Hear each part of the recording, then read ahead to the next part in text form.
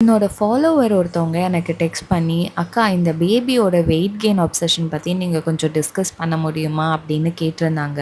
யோசிச்சு பார்க்கும்போது ரொம்பவே கஷ்டமா இருந்தது. ஏன்னா, அவங்க ரொம்ப ஸ்ட்ரெஸ்ஃபுல்லா ஆனதுனால தான் எனக்கு அந்த மெசேஜ் அனுப்பியிருக்காங்கன்றத என்னால புரிஞ்சுக்க முடிஞ்சது. யோசிச்சு பாருங்களேன், ஒரு குழந்தை பொறந்த டேட்லேருந்து ஒரு அம்மாவோட யோசனை, தாட்ஸ் என்னவா இருக்கும்? அந்த குழந்தைக்கு எது நல்லதோ அத செய்யணும் அப்படிங்கிறது தானே. அவ்ளோ யோசிக்கிறவங்களுக்கு தெரியாதா, அவங்க குழந்தையோட வெயிட் கெயினுக்கு என்ன பண்ணணும் அப்படின்னு?